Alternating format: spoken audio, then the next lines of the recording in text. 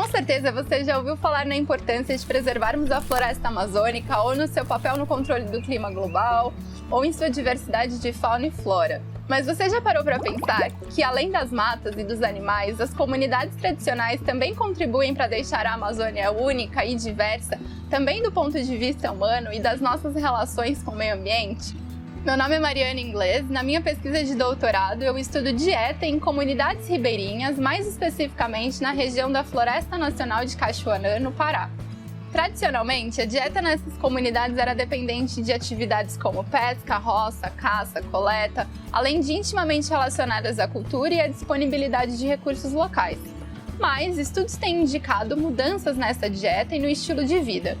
Como tem sido e quão profundas são essas mudanças? Ao longo da história humana, nossa dieta e estilo de vida já mudaram várias vezes. Em nossas origens, a caça e a coleta já foram mais frequentes, depois a agricultura e criação de animais, e hoje em dia observamos um aumento no consumo de alimentos industrializados em todo o mundo.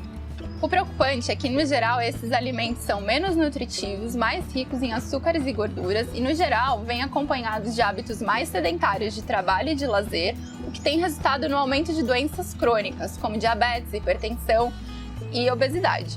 Todo esse pacote compreende o que é previsto pelo modelo de transição nutricional atual, que é melhor estudado em regiões urbanas, ou seja, em cidades maiores. No Brasil, programas de transferência de renda como Bolsa Família têm sido importantes no combate à fome e às desigualdades sociais, mas ao mesmo tempo ainda precisamos entender melhor como tem impactado economias não urbanas como a do contexto ribeirinho. Será que essas mudanças econômicas têm alterado dieta e estilo de vida ribeirinho, assim como previsto pelo modelo de transição nutricional?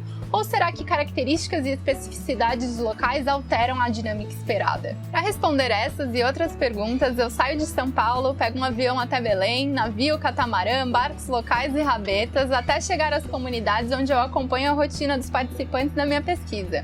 Lá eu tomo medidas, observo, faço perguntas, para melhor compreender como essas mudanças podem estar alterando a dieta, a saúde e a cultura ribeirinha.